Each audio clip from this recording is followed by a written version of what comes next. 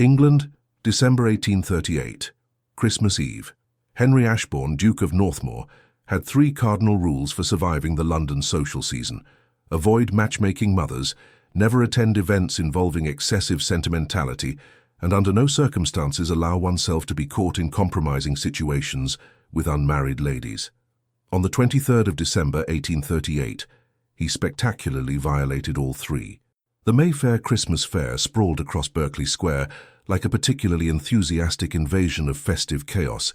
Garlands of evergreen draped between lamp-posts, vendors hawked roasted chestnuts and mulled wine, and the scent of cinnamon and pine saturated the crisp winter air. Snow had fallen the previous evening, transforming London into something approximating a picturesque winter landscape, provided one ignored the mud, the crowds, and the persistent smell of horse droppings that even festive decoration couldn't entirely mask. Henry had attended under duress. His sister, the formidable Lady Margaret Thornbury, had threatened to arrive at Northmoor House and physically drag him from his library if he didn't make an appearance. "You cannot spend another Christmas brooding over ledgers like some Dickensian miser," she'd declared. "Show your face, buy something charitable, pretend to enjoy humanity for precisely 1 hour." He'd managed 47 minutes when disaster struck. It began innocuously enough. Henry stood before a ribbon merchant's stall, contemplating whether his sister would prefer emerald or sapphire trimming for her spring bonnet, a ridiculous exercise, as Margaret invariably chose whatever he didn't select, when he heard a soft gasp behind him. He turned just in time to see a young woman, elegantly dressed in a burgundy traveling pelisse with Spanish-style embroidery, sway dangerously on her feet. Her eyes, remarkable dark eyes that he registered even in that split second, rolled backward, and she pitched forward like a felled tree. Instinct overrode propriety. Henry lunged forward, arms outstretched. What followed was perhaps the least graceful rescue in the history of English nobility. The woman was taller than he'd anticipated, and possessed what could only be described as impressively poor timing. As she fell, her reticule swung upward, catching Henry squarely across the jaw. Her bonnet, a confection of velvet and netting, dislodged entirely and flew 3 feet to the left, landing in a basket of gingerbread. Meanwhile, her body, despite Henry's most valiant efforts, seemed determined to slide through his arms with all the cooperative spirit of buttered silk. "Steady, no, not that way," Henry grunted, attempting to adjust his grip while simultaneously preventing them both from crashing into the ribbon merchant's display. His boot caught on a cobblestone. They lurched sideways. The woman's head lolled against his shoulder, her hair dark and glossy as a raven's wing, tumbling from its pins and cascading down his waistcoat. A package tucked under his arm, Margaret's Christmas gift, a leather-bound volume of poetry, launched itself into the air and landed with a splash in a nearby water trough. "Your Grace!" the ribbon merchant yelped.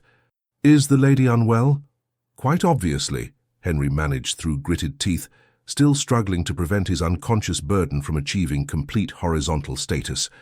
The woman weighed considerably more than she appeared, not that he would ever voice such an ungentlemanly observation, and seemed to possess an uncanny ability to become heavier with each passing second.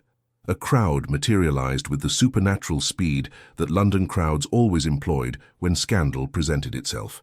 "What happened?" demanded a portly gentleman in a ridiculous orange waistcoat. "Did he strike her?" gasped a matron clutching a frankly enormous goose. "She's fainted," announced a young boy helpfully. "Fetch the constable," suggested someone from the back. "I did not strike her," Henry said firmly, attempting dignity while still grappling with a sliding unconscious woman. She collapsed. "I merely attempted to. Heavens, could someone please—" "Set her down, Your Grace," called the chestnut vendor. "On the ground. More dignified that way." Henry stared at the muddy, snow-covered cobblestones, and then at the woman's clearly expensive clothing. "Absolutely not." "Where's her companion?" demanded the matron with the goose, which was now honking aggressively. "No respectable lady travels alone?" "I haven't the faintest notion," Henry replied, shifting his grip again, as the woman's head lolled dangerously close to sliding off his shoulder entirely. "I've never seen her before in my life." This statement, perfectly true, nevertheless sounded supremely suspicious when delivered, while holding an unconscious woman in an intimate embrace before an audience of 30 scandalized Londoners. "She's foreign," announced a vendor of uncertain origin, gesturing at the woman's clothing. "Look at that embroidery. Spanish, I'd wager." "Spanish?" The matron looked positively scandalized, as though Catalina's nationality explained everything from the fainting to the general moral decline of society. "Someone locate her companion," Henry ordered, mustering his most ducal authority, despite his increasingly precarious position. The woman had now begun to slip sideways again, and he was forced to execute an awkward shuffling step to compensate. There must be someone accompanying her. "I'll check the fabric stalls," volunteered the helpful boy. "I'll inquire at the sweet shop," offered a young woman with exceptional enthusiasm. "I'll fetch my sausage," announced an elderly gentleman, which seemed entirely irrelevant, but was met with general approval nonetheless. Henry, arms aching and dignity in tatters, made an executive decision born of desperation, and the increasingly loud whispers speculating about whether he'd compromised the mysterious foreign lady. "My carriage," he announced. "I'm taking her to Northmoor House and summoning a physician. If anyone knows this lady or her companion, send word immediately to Grosvenor Square." "Very proper, Your Grace," approved the matron, though her expression suggested she found nothing proper about any of this. "Romantic, more like," giggled someone. "Scandalous," corrected someone else. Henry ignored them all. He turned, still clutching his burden, and nearly collided with his coachman Jameson, who'd appeared with remarkable timing. "Situation, Your Grace?" Jameson inquired with the studied neutrality of a servant who'd witnessed 3 decades of aristocratic peculiarity. "Medical emergency," Henry replied crisply. "Northmoor House, immediately. Send word to Dr. Phillips." "Very good, Your Grace." Together, they maneuvered the unconscious woman toward the waiting carriage, a process that involved Henry walking backward, Jameson providing directional guidance, and both of them narrowly avoiding a caroling group that had chosen this precise moment to launch into an aggressively cheerful rendition of "God Rest Ye Merry Gentlemen." Getting the woman into the carriage proved another exercise in controlled chaos. She remained utterly unconscious, which meant Henry had to lift her bodily up the steps while Jameson supported from behind, and a growing crowd offered increasingly unhelpful suggestions. "Mind her head! Watch the hem! Is she breathing? Should we summon a priest?" "She's fainted, not dying," Henry snapped, finally succeeding in depositing her across the carriage seat. He climbed in after her, attempting to arrange her into something approximating a respectable position, a futile exercise, as unconscious people possessed no sense of propriety whatsoever. Her head lolled against the velvet squabs. One arm dangled over the edge of the seat. Her traveling pelisse had twisted awkwardly, revealing a dress of deep blue silk beneath, quality fabric, he noted, which suggested wealth and status and complications he didn't have time to contemplate. "Grosvenor Square," Henry instructed Jameson. "Quickly." The carriage lurched into motion. Henry settled across from his unconscious guest, acutely aware that he was now alone in an enclosed space with an unknown, unmarried woman, precisely the sort of compromising situation his 3rd cardinal rule specifically prohibited. He studied her properly for the first time. She was beautiful in an unconventional way. Strong features, a face too expressive for classical English standards, skin with the warm olive tone that spoke of Mediterranean sun. Her lips, slightly parted in unconsciousness, curved in a way that suggested she smiled often. Her hands, elegant and long-fingered, bore no rings. No rings, no wedding band, no betrothal ring. Henry's jaw tightened. An unmarried foreign woman of quality, unaccompanied at a public fair, now being transported to a bachelor duke's residence. If this became public knowledge, the scandal would be extraordinary. The carriage rattled through London's evening traffic. Snow had begun falling again, soft flakes drifting past the windows. Gas lamps flickered to life along the streets, casting golden pools across the gathering darkness. The woman didn't stir. Henry watched her breathe, steady, regular breaths that at least confirmed she wasn't dying, and wondered what catastrophic sequence of events had led to him spending Christmas Eve with an unconscious stranger. His sister would find this hilarious. Northmoor House materialized from the snow-draped evening like a monument to architectural restraint. 4 stories of pale bathstone, symmetrical windows, and absolutely no excessive ornamentation. Henry had always appreciated its severe elegance, the way it communicated wealth without vulgarity, power without pretension. Tonight, Its orderly calm felt like a sanctuary. The carriage halted before the entrance. Jameson appeared instantly, lowering the steps. Henry prepared himself for the awkward task of extracting an unconscious woman from a carriage without causing injury, indignity, or further scandal. "Careful, Your Grace," Jameson murmured, positioning himself to assist. Together they managed the extraction with considerably more grace than the initial capture. Henry lifted her carefully, supporting her head against his shoulder. She smelled, he noticed involuntarily, like orange blossom and cinnamon, and carried her up the steps. The door swung open before he reached it. His butler, Henderson, stood in the doorway, expression carefully neutral, despite the unprecedented sight of his employer carrying an unconscious woman across the threshold. "Henderson, guest suite, immediately. Dr. Phillips has been sent for. Expected within the hour, Your Grace." Henderson's gaze flicked to the woman, then back to Henry's face. "Shall I summon Mrs. Davies to attend the lady?" "Yes, and send someone to the Mayfair Christmas fair immediately, discreetly to inquire after a missing companion. This lady was unaccompanied when she collapsed."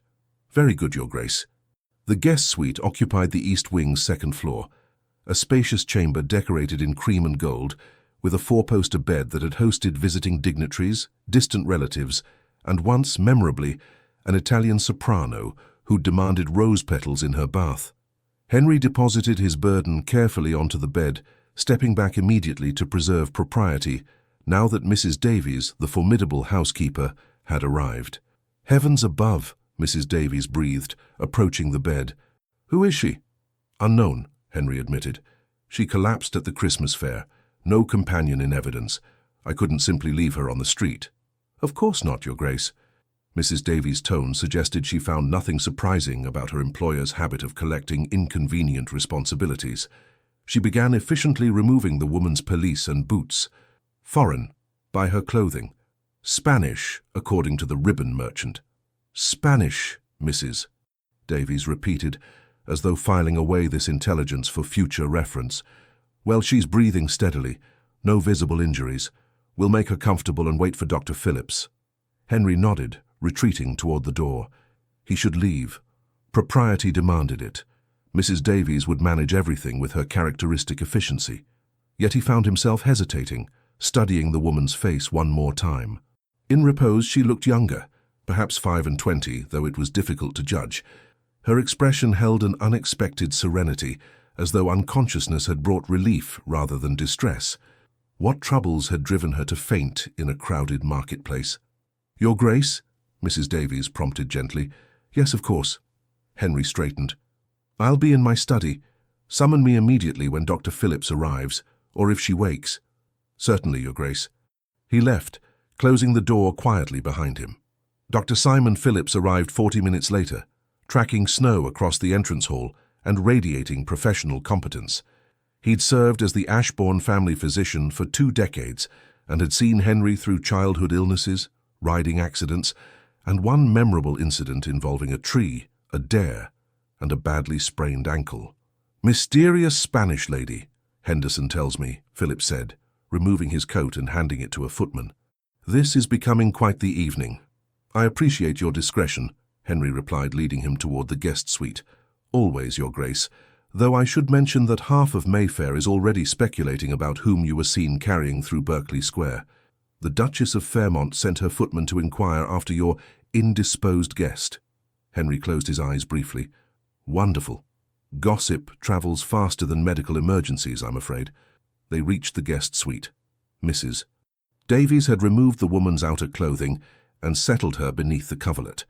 Her dark hair spread across the pillows like spilled ink. She looked peaceful, vulnerable, and entirely too comfortable in Henry's guest bed, a thought he immediately suppressed. Dr. Phillips conducted his examination with quiet efficiency, checking pulse, breathing, pupil response. Henry watched from near the fireplace, arms crossed, attempting to project ducal disinterest, while his mind catalogued every small detail, the way her breathing deepened when Phillips touched her wrist, the slight furrow that appeared between her brows when he lifted her eyelid. "Well?" Henry demanded when the examination concluded. Phillips straightened, returning his instruments to his medical bag. "Her vitals are excellent. No fever, no signs of illness or injury. pulse strong and regular. Then why hasn't she woken? Difficult to say with certainty. The fainting itself could have multiple causes: shock, exhaustion, insufficient nourishment, tight corseting. Phillips gestured vaguely. Ladies' fashion remains medicine's natural enemy. However, continued unconsciousness is unusual. Meaning? Meaning she should have woken by now. Phillips frowned thoughtfully. There's a possibility of head trauma. Did she strike anything when she fell? I caught her, Henry said. Poorly, but I caught her. Then trauma seems unlikely. My assessment would be extreme exhaustion combined with some form of shock or distress. Her body has essentially decided to force rest upon her. When will she wake? Hours, most likely. Possibly by morning. Keep her warm, comfortable. If she doesn't wake by noon tomorrow, send for me again. Phillips snapped his bag closed. I'll leave laudanum in case she wakes in distress, though I don't anticipate it being necessary. And her identity? That, Your Grace, is beyond my medical expertise. Phillips smiled slightly. Though I'd suggest when she does wake, you have a very good explanation prepared for why she's in a bachelor duke's residence. After Phillips departed, Henry stood alone in the guest suite doorway, studying his mysterious visitor. She slept on, undisturbed by scandal, speculation, or the fact that she'd just inadvertently invaded one of London's most carefully ordered lives. Henry's butler appeared silently at his elbow. Your Grace, no word from the fair regarding a missing companion. Shall we continue inquiries? Yes, expand the search to nearby hotels and boarding houses. Someone must be looking for her. Very good, Your Grace. Henderson withdrew. Henry remained, caught between propriety's demands and an inexplicable reluctance to leave this woman alone in an unfamiliar house. Who are you? He murmured to the sleeping figure. Catalina, though he didn't yet know her name, slept peacefully on, offering no answers. Outside, snow continued falling over London, transforming the city into something magical and strange. Inside Northmoor House, a duke who'd spent 32 years avoiding romantic complications stood guard over an unconscious woman who would change his life forever, though neither of them knew it yet. Lady Catalina de Montemayor woke slowly, consciousness returning in fragments like a puzzle assembling itself in reverse. Softness. She was surrounded by extraordinary softness, sheets that felt like water against her skin, pillows that cradled her head with supernatural comfort. A fire crackled nearby, casting warm light against her closed eyelids. This was not her hotel room. The bed in her suite at the Claridge Hotel possessed mattresses that felt like sleeping atop sacks of disapproving potatoes. These sheets were silk. That fire was real wood, not the smoky coal the hotel provided. Catalina's eyes opened. An unfamiliar ceiling stared back, cream-colored plasterwork, elegant molding, a chandelier of remarkable craftsmanship. Definitely not the Claridge. She sat up carefully, testing her body for injury. Everything seemed functional, if somewhat stiff. She wore her chemise and corset. Someone had removed her outer clothing, and sat in a bed approximately twice the size of what any reasonable person required. The room surrounding her looked like something from an architectural journal, perfectly proportioned, expensively furnished, decorated with restraint that suggested wealth so secure it needed no flaunting. Heavy curtains framed tall windows. Beyond them, morning light illuminated snow-covered gardens. Where in heaven's name? The door opened. A middle-aged woman in a housekeeper's dress entered, carrying a tea tray. She stopped abruptly upon seeing Catalina awake. Oh, you're conscious. Excellent. The woman set down the tray and bobbed a small curtsy. I'm Mrs. Davies, miss. How are you feeling? Catalina blinked. The woman's accent was English, her manner professional, her expression kind but guarded. Catalina paused, taking stock. Confused, mostly. Where am I? Northmoor House, miss. Grosvenor Square. The name meant nothing. Catalina's confusion deepened. And how did I arrive here? You fainted at the Christmas fair yesterday evening, miss. His Grace brought you here and summoned Dr. Phillips. You've been unconscious since nearly 14 hours. His Grace? Catalina repeated blankly. The Duke of Northmoor, miss. This is his residence. Catalina's mind, still foggy with sleep and bewilderment, attempted to process this information. She'd fainted. She remembered that much. The crushing crowd, the tight corset, the sudden overwhelming panic about everything. but everything after remained blank. "I don't—" She pressed fingers to her temples. "I can't remember." Mrs. Davies' expression shifted to concern. "Can't remember what, miss?" "Anything after fainting." Catalina looked up, meeting the housekeeper's eyes. "I remember the fair, the crowds, then nothing. How did I get here? Who brought me? Where is my companion?" "His Grace carried you from the fair to his carriage and brought you here," Mrs. Davies explained patiently. "As for your companion, we've been searching for them since last evening. No one has come forward." This information should have reassured Catalina. Instead, a strange emptiness opened in her chest, as though something vital had been misplaced, and she couldn't identify what. "What's your name, miss?" Mrs. Davies asked gently. The answer rose automatically. "Lady Catalina de Montemayor." "Spanish, yes?" "We thought as much from your clothing." "Yes." Catalina nodded, grateful that at least some memories remained intact. "From Seville.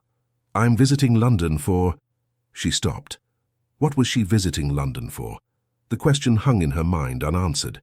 She knew she'd travelled from Spain, remembered the journey, the ship crossing the Channel, the arrival in Dover, the coach to London.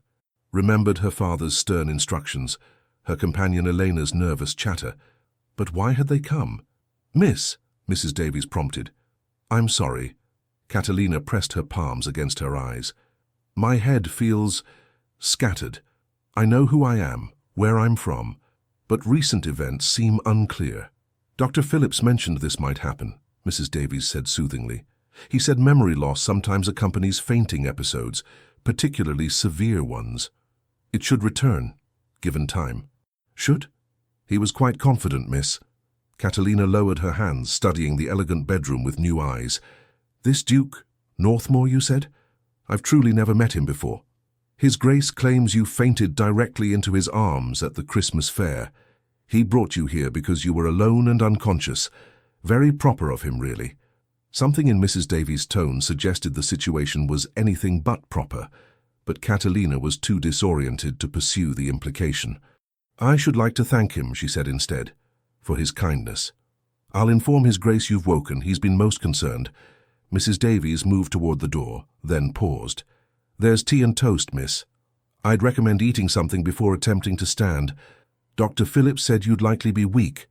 After the housekeeper departed, Catalina attempted the tea, excellent quality, far superior to the dishwater served at the Claridge, and one piece of toast.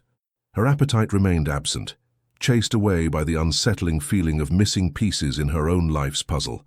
She remembered her childhood in Seville, her father's estates, her mother's death when Catalina was 15, the subsequent years of managing her father's household, the endless social obligations, the gradual realization that she'd become decorative furniture in her own life. She remembered deciding to accept what?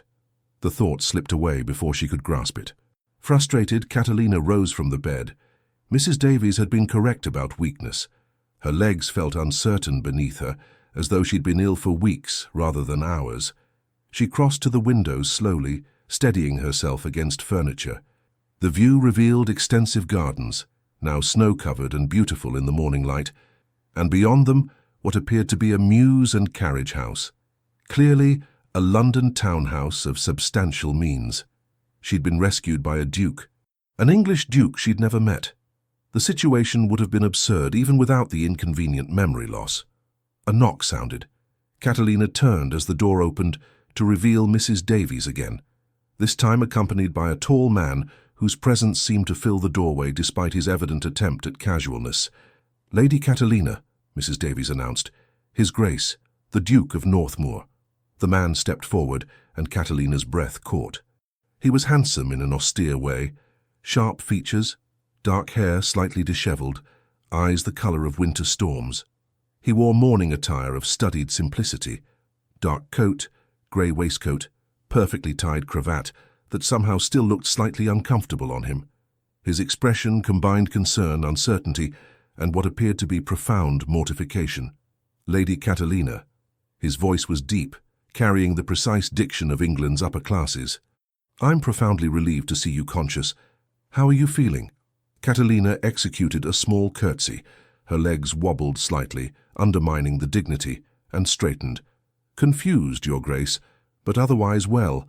I understand I owe you considerable thanks." "Not at all." He shifted his weight, clearly uncomfortable. Anyone would have done the same. "Would they have carried me to their London residence?" Catalina asked, allowing a hint of amusement into her tone. A faint flush coloured his cheeks.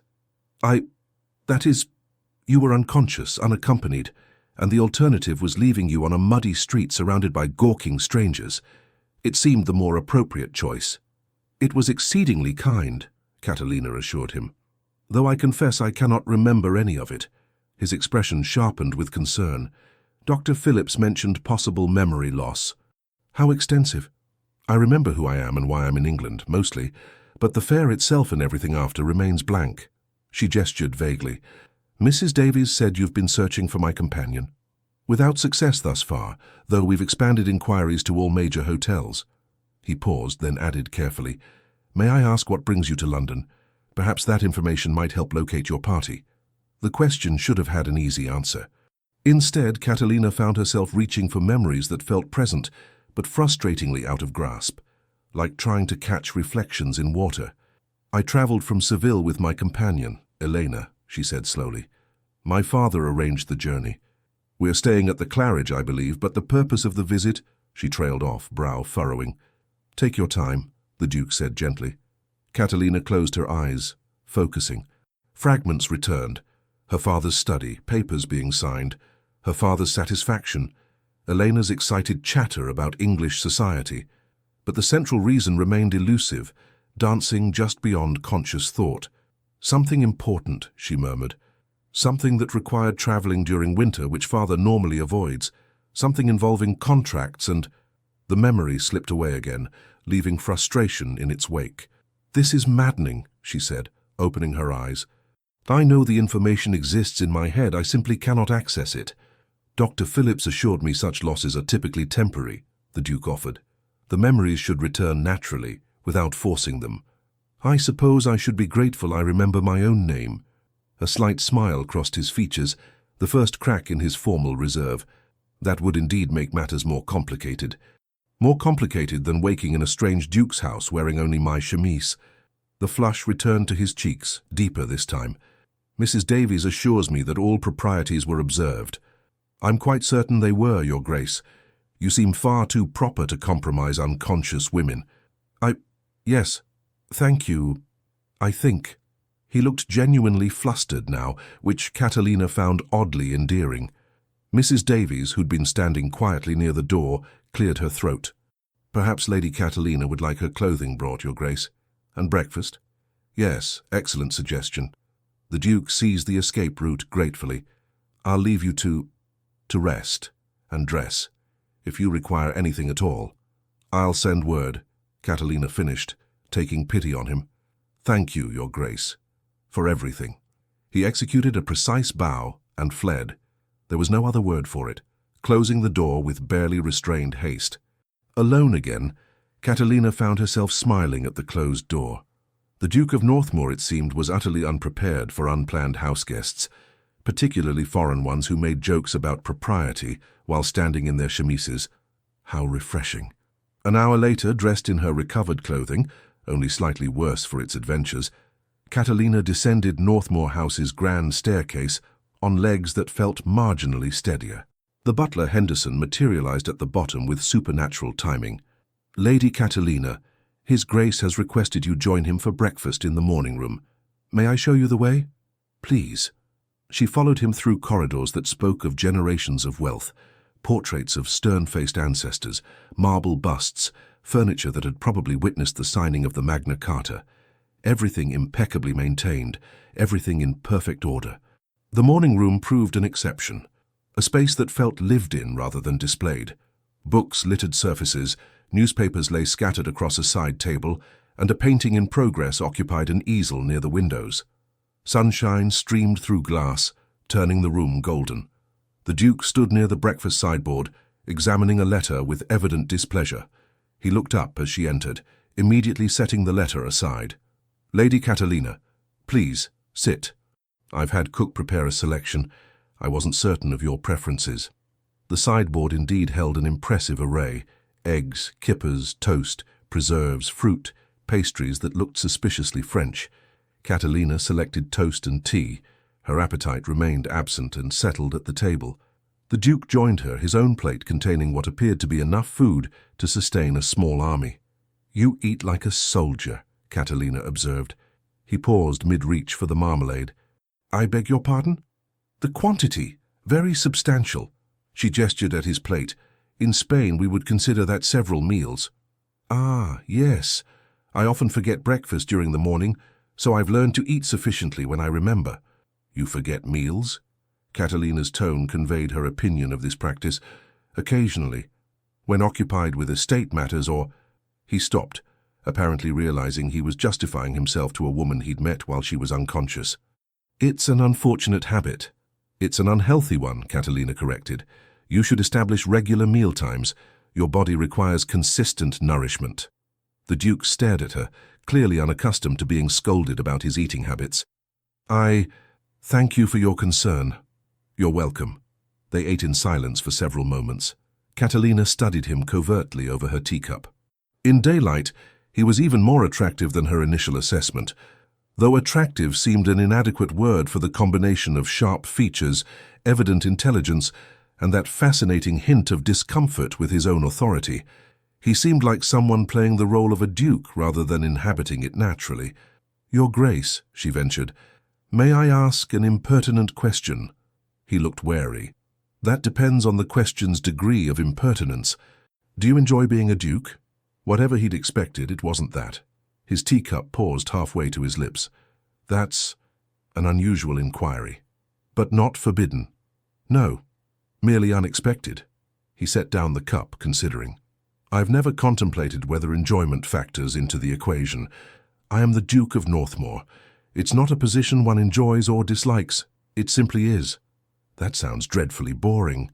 "It's responsible," he corrected. "Those aren't mutually exclusive." A genuine smile crossed his face, brief but transformative. "You make an excellent point, Lady Catalina." "I frequently do. Usually people are too polite to acknowledge it. I'm discovering that politeness may be overrated." "It's certainly overused," Catalina agreed. She nibbled her toast, then asked, "What would you do if you weren't a duke?" "I am a duke. The question is hypothetical." "Precisely. Hypothetical questions are the most interesting kind." He studied her with what appeared to be genuine curiosity. "Do you interrogate all your rescuers this way?" "I've never been rescued before. I'm improvising." "Improvising," she says. He shook his head, but amusement lingered in his expression. "Very well. Hypothetically, if I weren't a duke, I suppose I might pursue architecture. I've always found buildings fascinating. How structures are designed, how spaces are shaped, the marriage of function and beauty." "Architecture," Catalina repeated, surprised. "Not estate management, not politics?" "Those are what dukes do. You asked what I would do." "So I did." She regarded him with new appreciation. "You should design a building." "I hardly think—" "Why not? You're a duke. You can do whatever you wish." "That's not precisely how dukedoms function. Then they function incorrectly." Henry, she'd begun thinking of him as Henry, though propriety forbade using his Christian name, looked genuinely nonplussed. "You're quite unlike anyone I've ever met." "I'll accept that as a compliment." It was intended as one. Their eyes met across the breakfast table, and something shifted, subtle but unmistakable, like a door opening in a previously sealed room. The moment broke when Henderson entered, carrying a silver salver. "Your Grace," a message from the Claridge Hotel. Henry accepted the note, scanning its contents. His expression tightened. "News?" Catalina asked. "They've confirmed a Lady Catalina de Montemayor is registered as a guest, along with a Señorita Elena Vasquez." He looked up. "Your companion, I presume?" "Yes, Elena." Relief flooded through her. "They know where I am."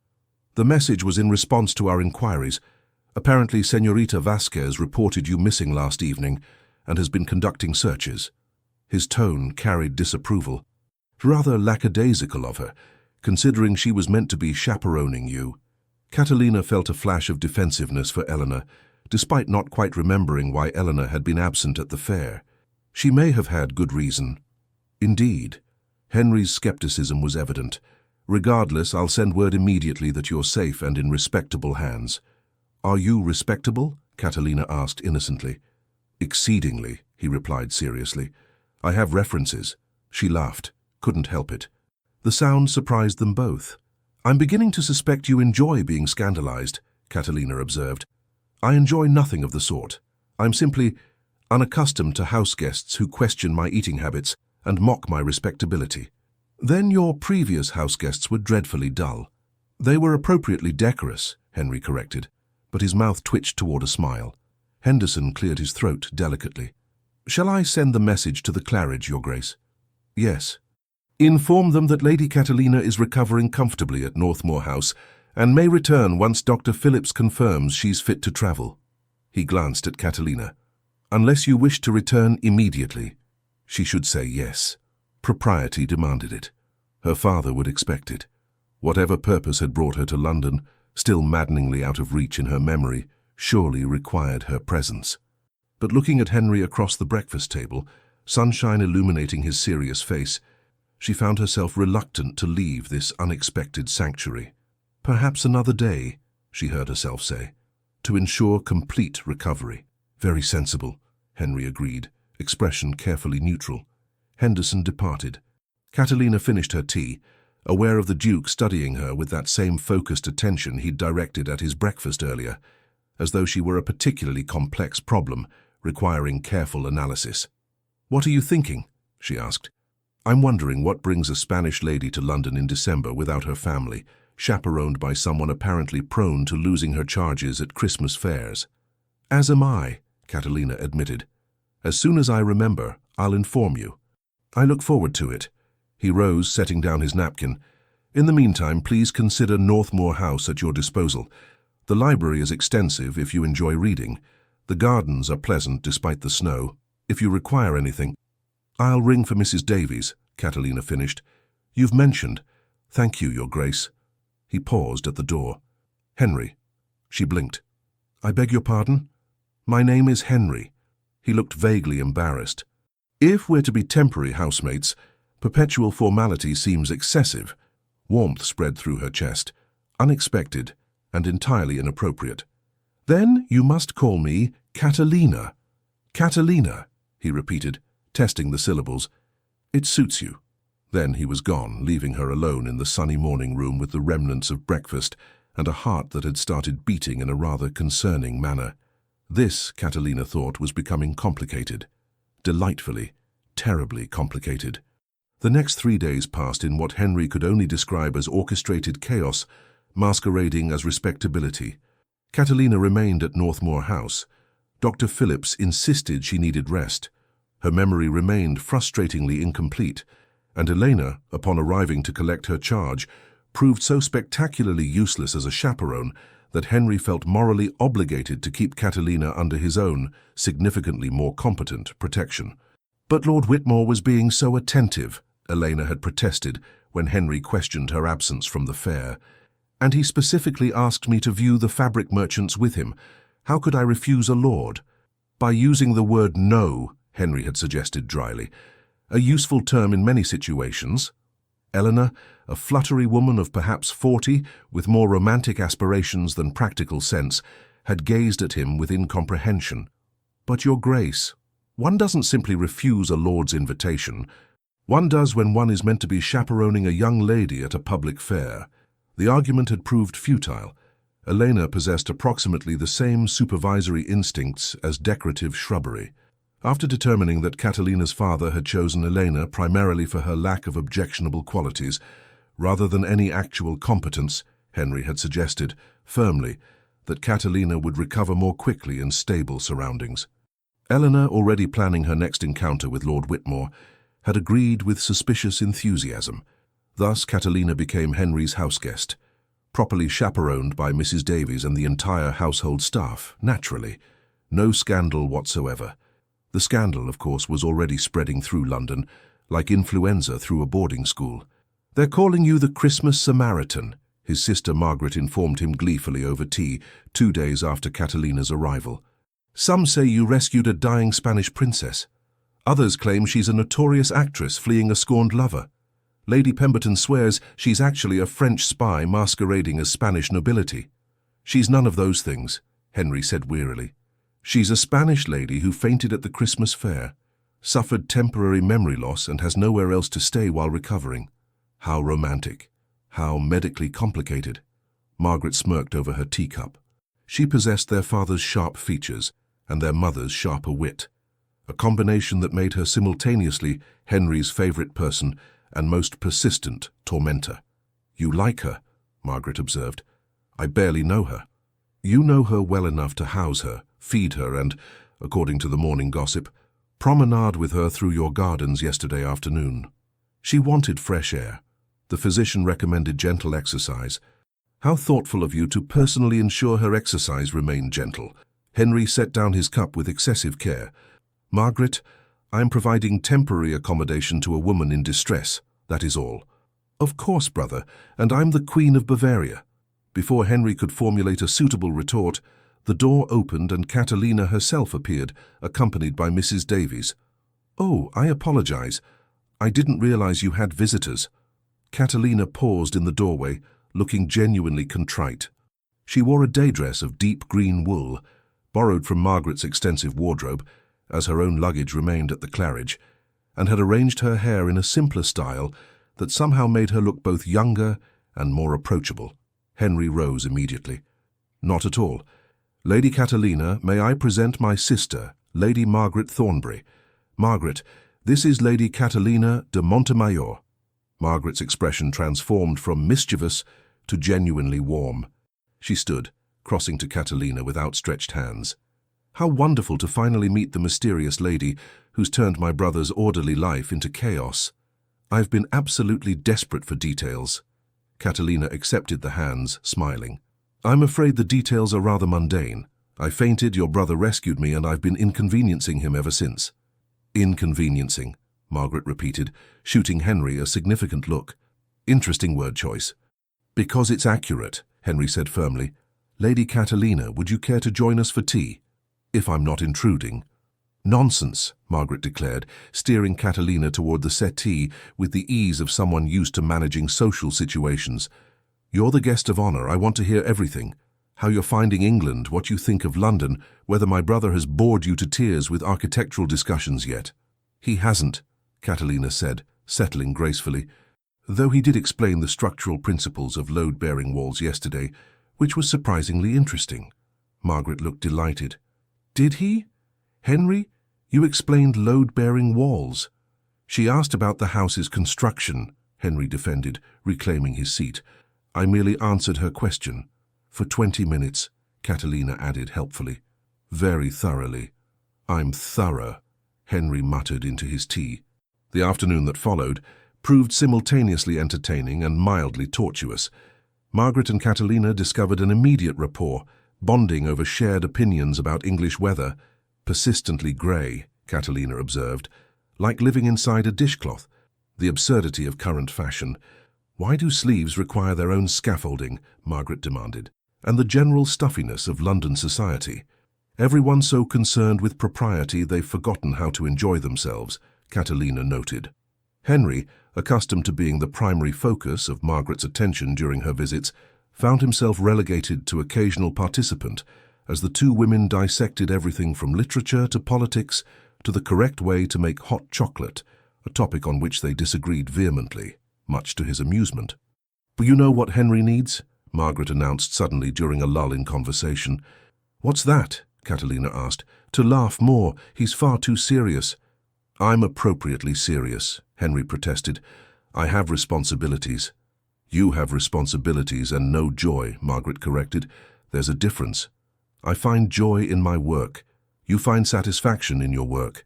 Joy is something else entirely." Catalina studied him thoughtfully. "What brings you joy, Henry?" The question, simple as it was, stopped him. When had anyone last asked him that? When had he last considered it? He paused, genuinely uncertain. "I enjoy architecture, as mentioned, and riding. The estates produce satisfaction when well managed." "Those are things you find acceptable," Catalina observed. "Not things that bring joy. What's the difference?" "Joy makes you forget yourself," she said simply. "Makes you lose track of time. Makes you feel more alive than ordinary existence." Margaret looked triumphant. "Exactly," Catalina understands. And what brings you joy? Henry asked, deflecting. Catalina's expression softened. Dancing. Proper Spanish dancing, not the rigid English country dances. Music, guitar especially. Watching sunrise over the olive groves at my father's estate. Heated debates about literature with people who disagree with me. You enjoy arguing? Henry asked. I enjoy passionate discussion. There's a difference. She has a point, Margaret murmured. The conversation shifted to other topics, but the question lingered in Henry's mind. What brought him joy?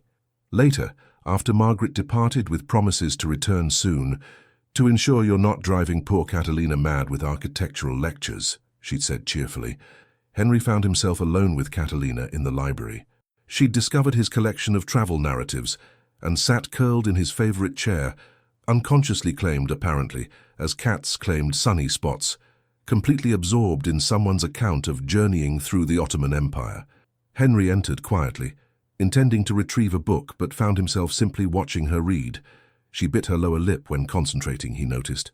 Occasionally muttered to herself in Spanish, usually what sounded like disagreements with the author's conclusions. Her fingers traced passages as she read, as though trying to physically absorb the words. You're staring, she said, without looking up. Henry started, embarrassed at being caught. I apologize, I was simply noting your absorption in the text. It's quite good, though the author has ridiculous opinions about Turkish architecture. She looked up, marking her place with one finger. Did you need the library? I can vacate. No, please, stay. She returned to her book. Henry collected his intended volume, a treatise on estate management that he'd been meaning to finish, and settled in the chair opposite. They read in companionable silence as afternoon light faded to evening, the library growing progressively darker until Mrs. Davies arrived to light the lamps. Dinner will be served in an hour, Your Grace, she informed them. Shall I inform cook you'll be dining together? Henry glanced at Catalina, who'd looked up from her book.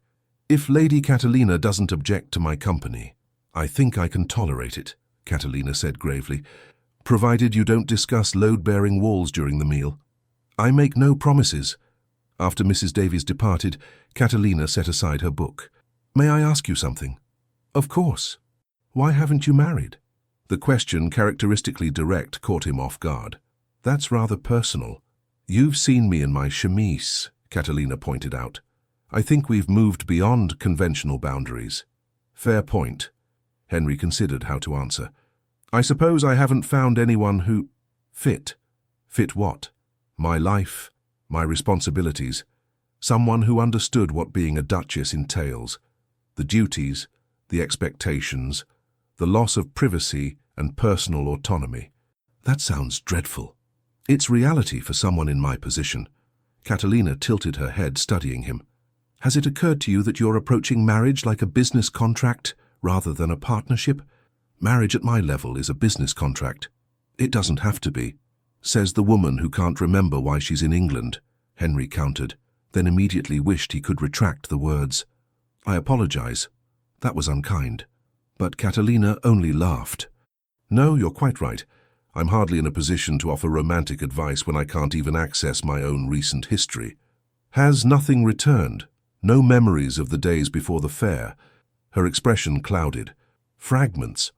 I remember arriving in London, the Claridge Hotel's terrible mattresses, Elena chattering about English society. But the purpose, the reason Father sent me here, remains blank. It's extraordinarily frustrating. Dr. Phillips said forcing it would prove counterproductive. I know, but patience has never been my strength. I've noticed, Henry said dryly. They smiled at each other across the lamplight, and Henry felt something shift in his chest, a sensation both alarming and unexpectedly welcome. This was dangerous. Catalina would remember soon, would return to whatever life awaited her, and he would resume his carefully ordered existence. Allowing attachment would only complicate matters. Yet even knowing this, he couldn't quite force himself to maintain proper distance. Christmas Day arrived with fresh snow and unexpected guests. Henry woke to Henderson's apologetic voice outside his door. Your Grace, I'm terribly sorry to disturb you, but there are persons at the door demanding to see Lady Catalina. Henry emerged from his bedroom in a dressing gown, mind still foggy with sleep. What sort of persons? Foreign gentlemen, Your Grace, very insistent. They claim to be Lady Catalina's family. That cleared the fog instantly. Where are they now? I've placed them in the entrance hall. They're becoming increasingly vocal. Henry descended the stairs to find three men who radiated fury with such intensity that the very air seemed to vibrate. The eldest, perhaps 60, with steel-grey hair and a face carved from aristocratic granite, stood in the center, flanked by two younger men. All three wore traveling clothes and expressions that suggested they'd very much like to horsewhip someone, preferably Henry. "Gentlemen," Henry said, descending with as much ducal authority as one could muster while wearing a dressing gown. "I'm the Duke of Northmoor. How may I assist you?" The eldest man spoke, his English heavily accented but clear. "I am Don Fernando de Montemayor, Marquess of Valcazar. I understand you have my daughter." Henry's stomach sank. "Lady Catalina is indeed recovering here, under proper supervision following a medical emergency. If you'll wait in the drawing room, I'll have her summoned." "We will see her immediately," Don Fernando interrupted, "and we will have explanations, many explanations." One of the younger men stepped forward, handsome in a conventional way, fair-haired, expression thunderous. "Where is my betrothed?" "Betrothed?" The word hit Henry like cold water. "Your—" "Pardon?" "Lord Percival Harrington," the man said shortly. "Lady Catalina's intended husband. Now, if you please, take us to her immediately." The third man, older than Percival, with the same fair colouring, added, "I am Reginald Harrington, Marquess of Kennington, Percival's father. We've been searching for Lady Catalina since Christmas Eve, when she vanished from the fair. Imagine our distress to discover she's been residing unchaperoned in a bachelor's residence." "She's been perfectly chaperoned," Henry said, fighting to keep his voice level even as his world tilted sideways. "My housekeeper has attended her at all times." "A housekeeper is not an appropriate chaperone for an engaged woman," Don Fernando said coldly. "Where is Eleanor?"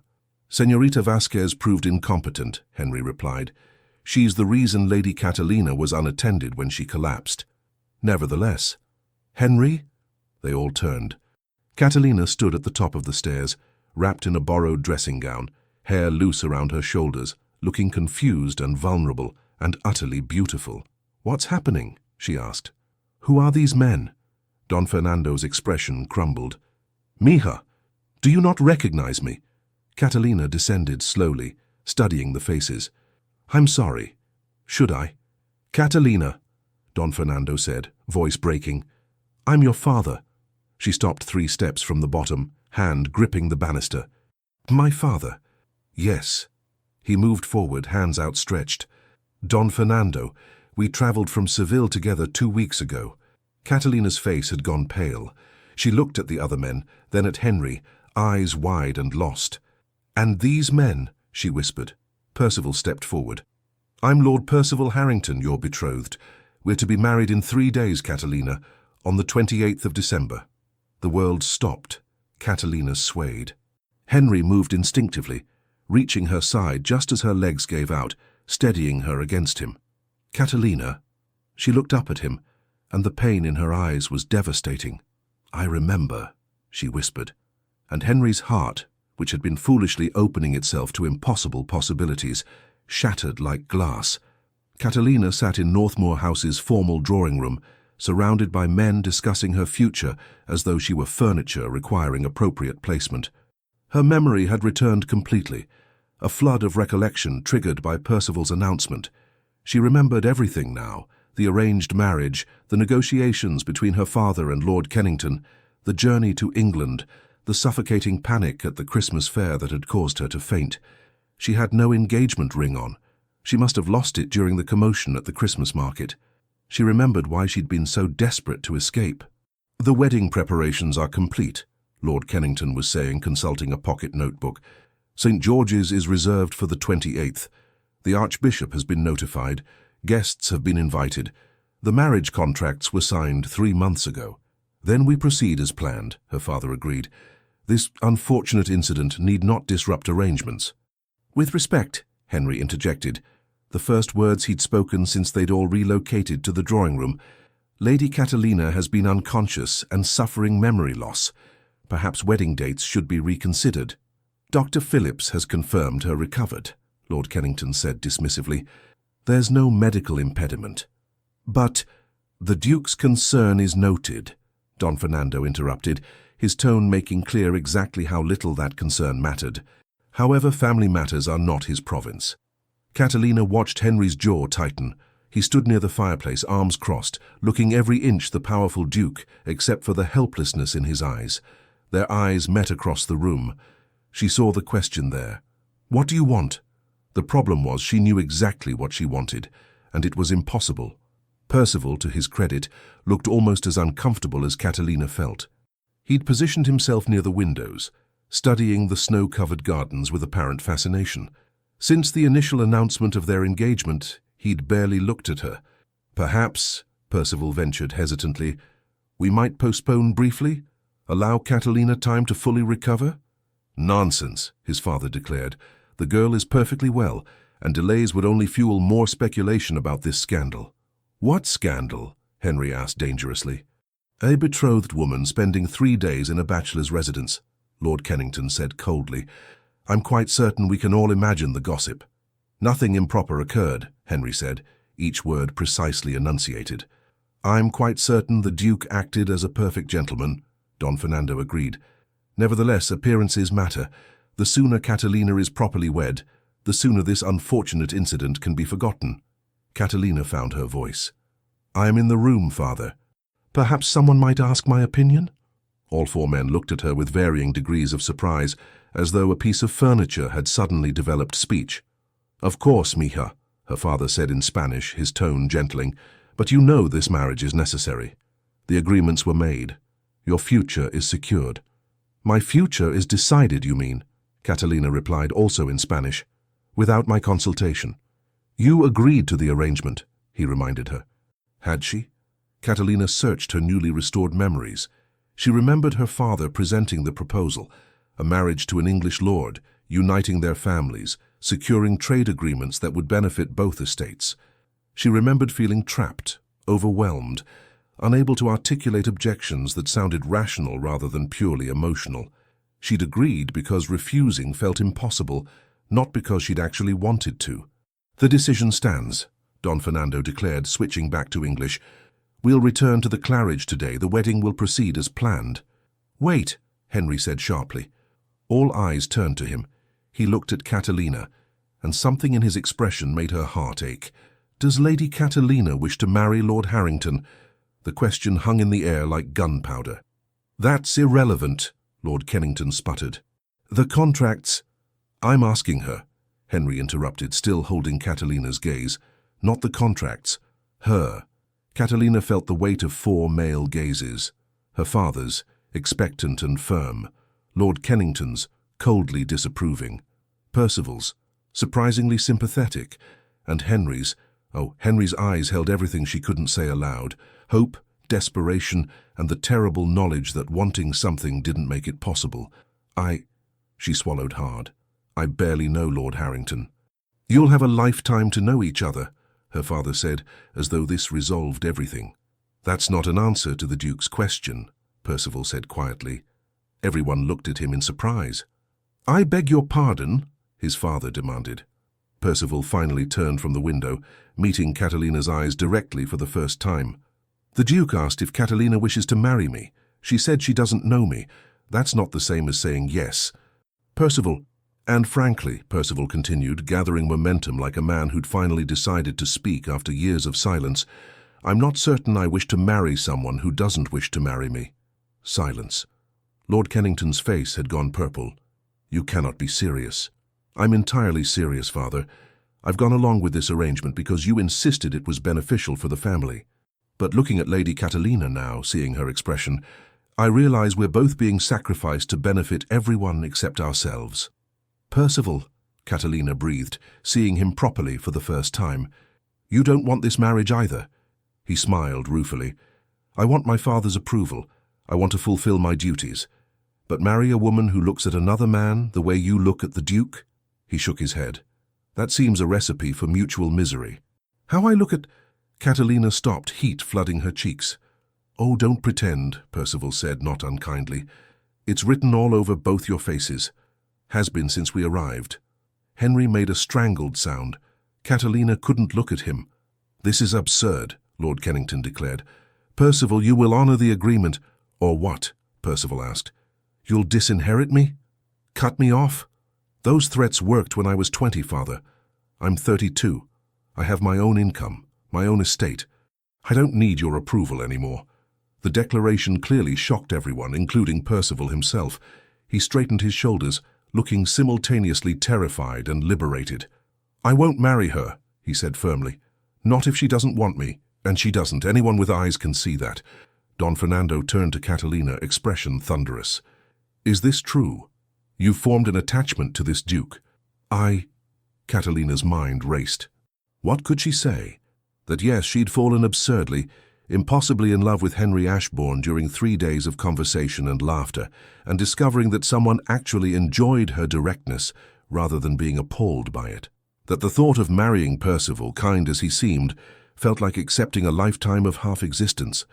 "I barely know him," she said instead, which was simultaneously true and the greatest understatement of her life. "Then the marriage to Lord Harrington proceeds," her father declared. "No," Percival said, "it doesn't." "You cannot simply dissolve an engagement," Lord Kennington sputtered. "There are contracts, agreements, your signature." "Then sue me for breach of contract," Percival said calmly. "I'll pay whatever penalties are required, but I won't marry her." Henry, who'd been silent through this exchange, finally spoke. "Lord Harrington, while I appreciate your integrity, you realize this decision will cause considerable scandal?" "Less than forcing an unwanted marriage," Percival replied. "Besides, scandal passes. Miserable marriages last forever."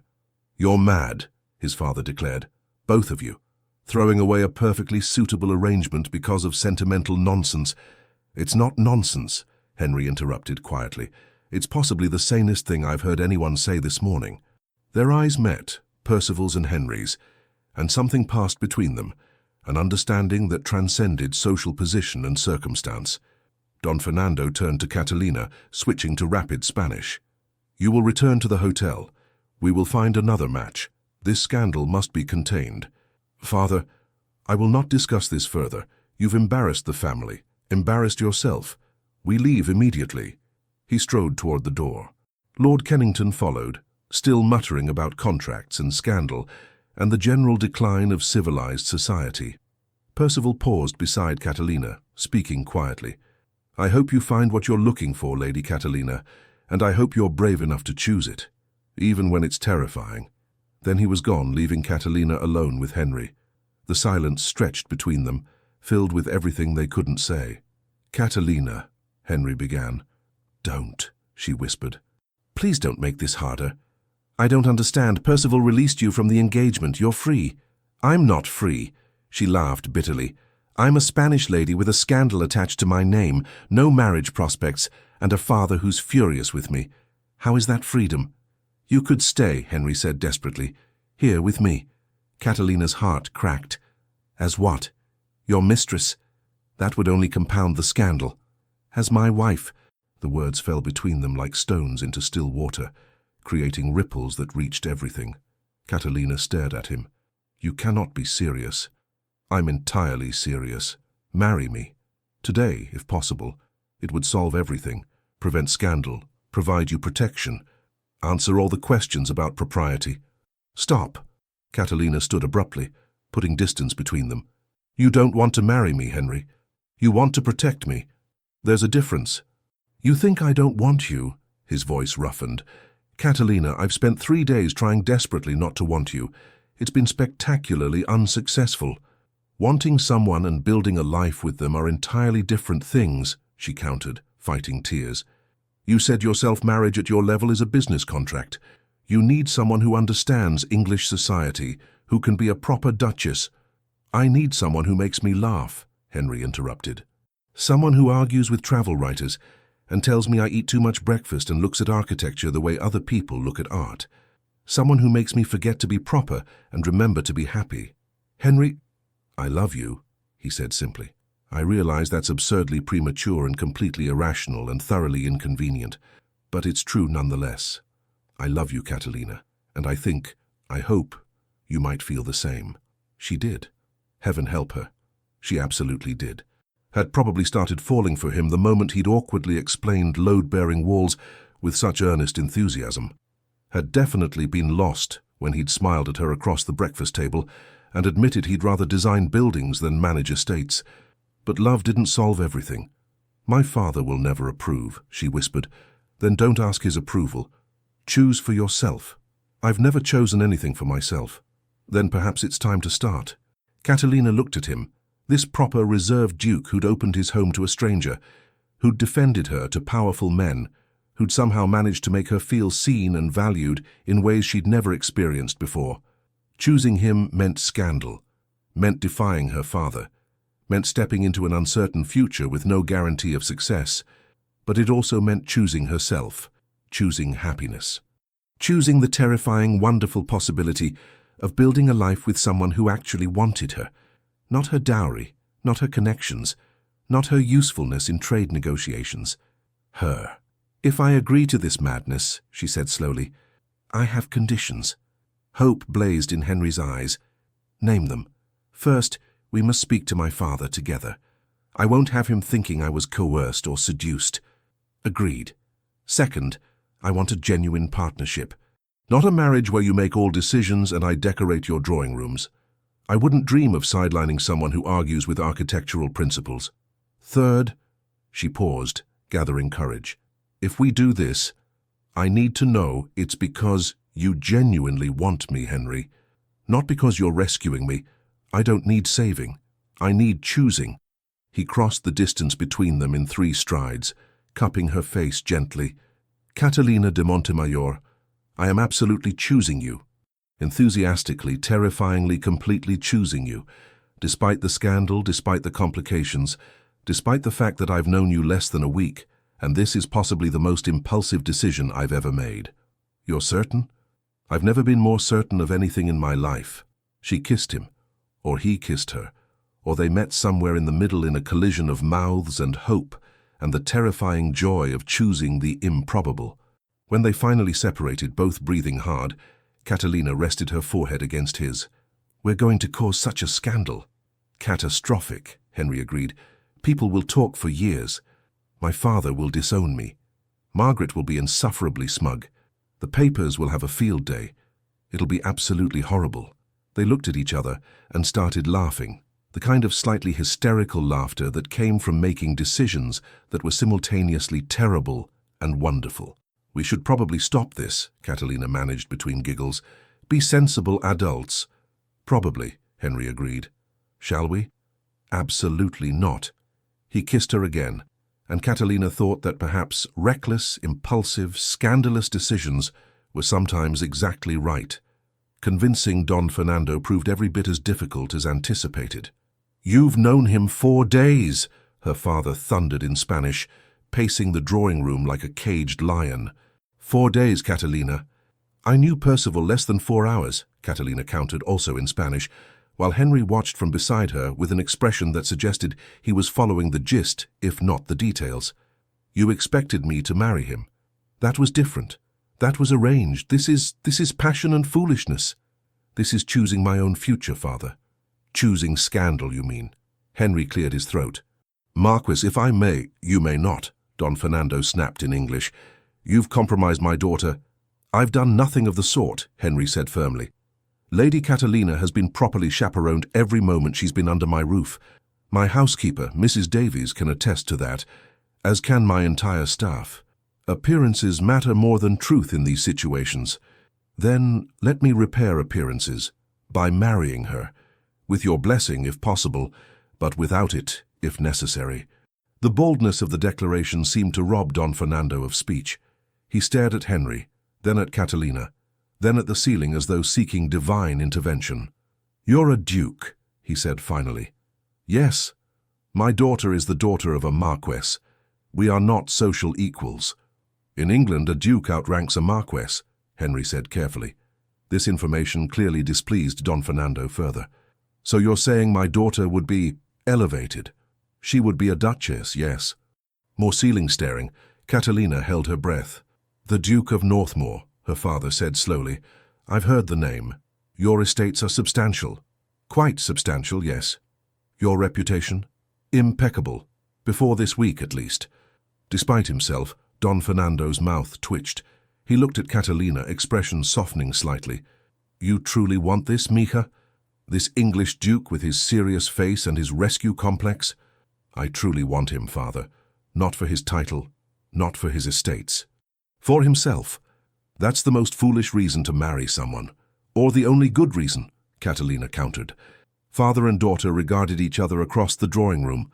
Finally, Don Fernando sighed, a sound of defeat and resignation and possibly understanding. Your mother would have loved this chaos, he muttered. She always said you needed someone who could keep pace with your spirit. He looked at Henry. Can you keep pace with her, Duke? I intend to try, sir. She's argumentative. I've noticed. Opinionated.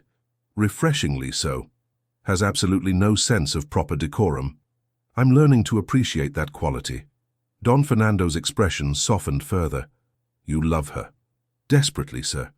And you understand that if you hurt her, I will personally ensure your estates become mysteriously infested with every pest Spain has to offer. That seems fair. Catalina looked between them, hardly daring to believe what seemed to be happening. Her father turned to her. 3 conditions. Name them, she said immediately. First, you must marry immediately. Today, if possible. I won't have scandal destroying your reputation. Agreed. Henry, I'll obtain a special license. We can marry this afternoon. Second, Don Fernando continued, you will write to your aunts and explain this yourself. I won't face their wrath alone. Gladly, father. Third, he paused, emotion crossing his face. You must visit Spain regularly. I've already lost your mother. I cannot bear losing you entirely. Catalina crossed to him, taking his hands. You could never lose me, father. England is not the moon. We'll visit often. Don Fernando pulled her into a fierce embrace, muttering in Spanish about headstrong daughters and patient saints, and whether wine at this hour would be inappropriate. When he released her, his eyes were suspiciously bright.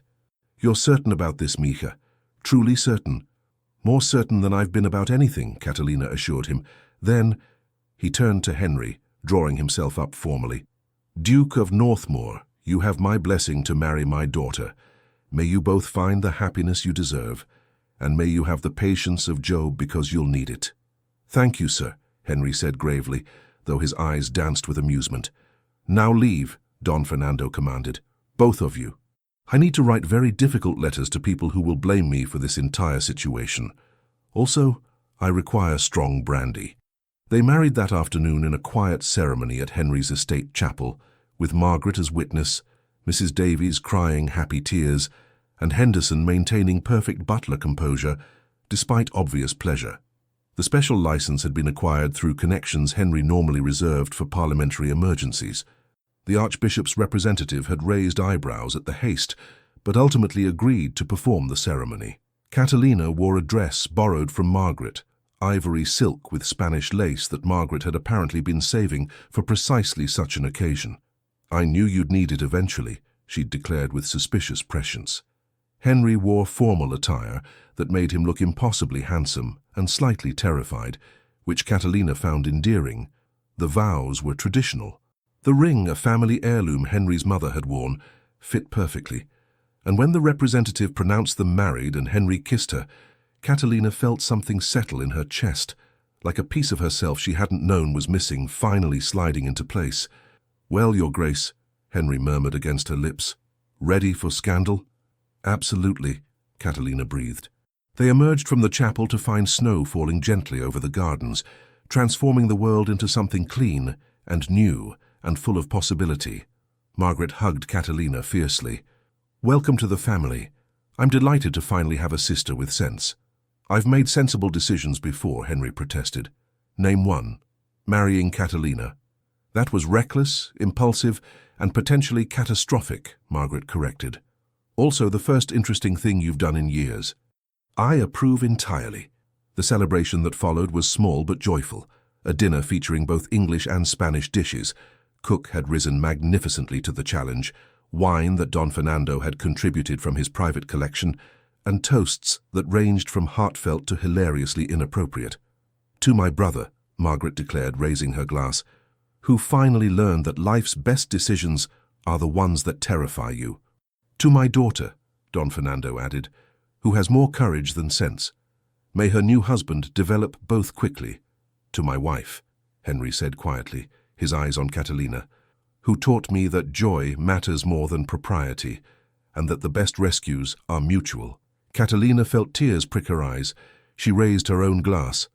To my husband, who caught me when I fell, literally and metaphorically, and somehow convinced me that choosing happiness wasn't selfish, it was necessary.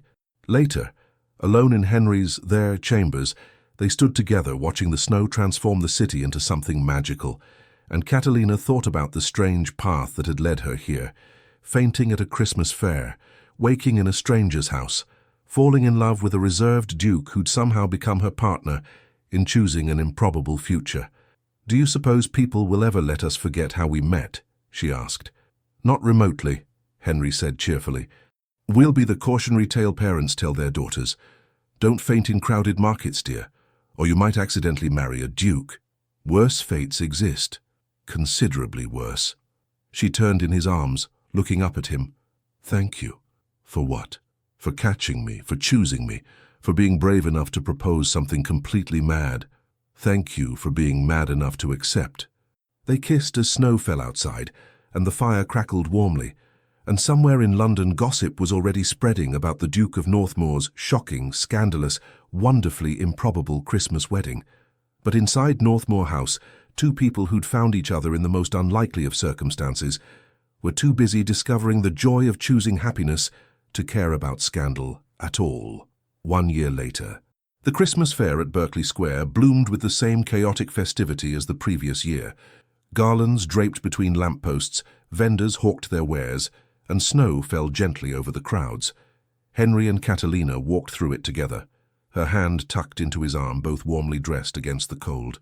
"Are you certain you want to do this?" Henry asked for the third time. "Absolutely," Catalina assured him. "It's tradition now. We've only done it once." "That doesn't constitute tradition. Once is how traditions start." They stopped at the ribbon merchant's stall, the same stall where 1 year ago disaster had struck in the form of an inconvenient fainting spell. The merchant recognized them immediately. His eyes widened.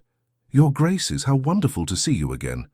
"Good afternoon, Mr. Matthews," Catalina said warmly. "We've come to purchase ribbons, and perhaps to commemorate the spot where my husband first distinguished himself as the most awkward rescuer in English history." Henry sighed. "Must you tell everyone that story?" "Always," Catalina said cheerfully. She turned to the merchant. "Did you know he dropped 3 packages and nearly fell into a water trough?" "I caught you," Henry protested. "Eventually. After I slid through your arms like buttered silk, according to witnesses." Mr. Matthews laughed delightedly.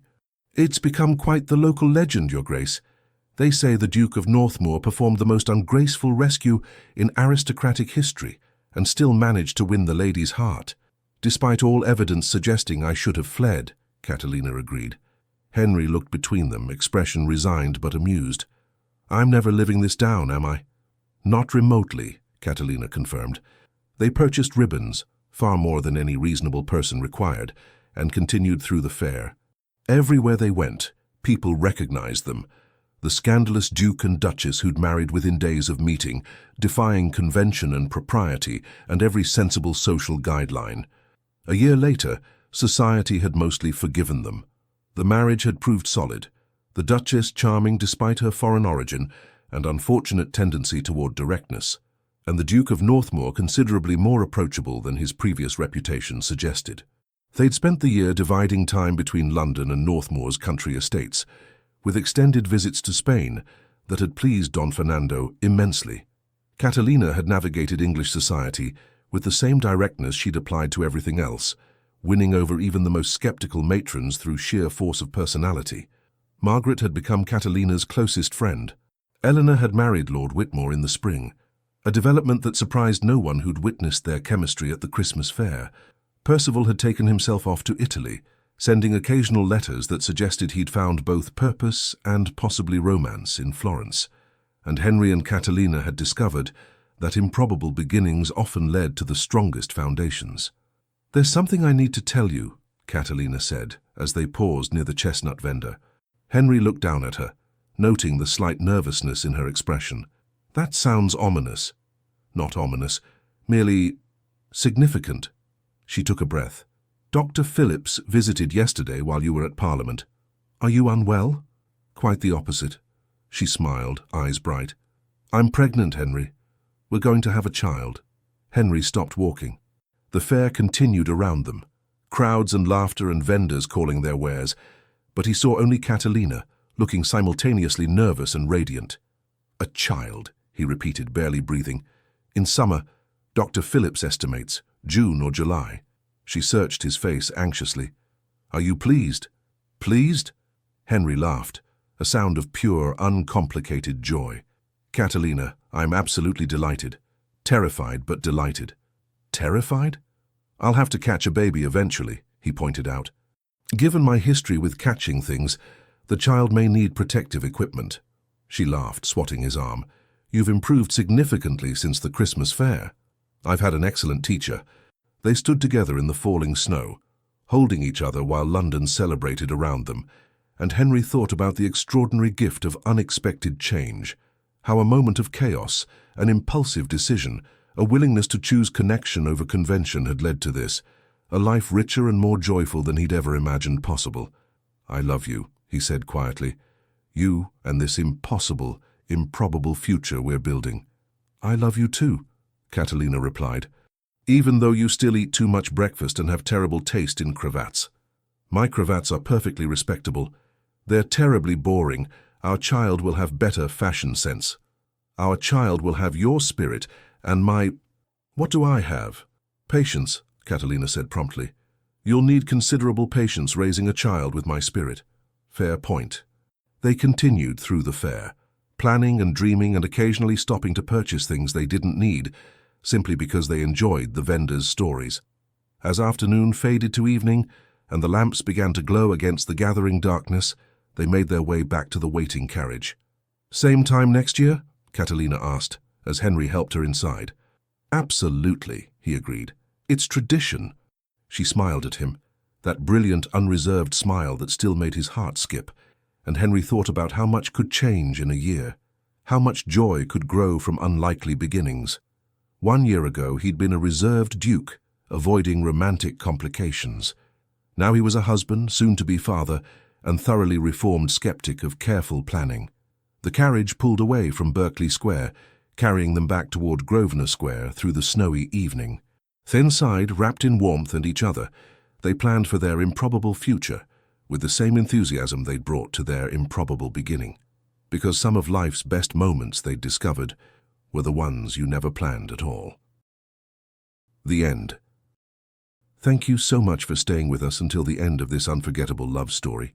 From the bottom of our hearts, we hope it brought warmth, hope, and a smile to your day. If you enjoyed it, please like, comment, and share. And don't forget to subscribe to our channel to support us. Your support truly means the world and helps us stay motivated to continue telling stories full of love, redemption, and breathtaking twists.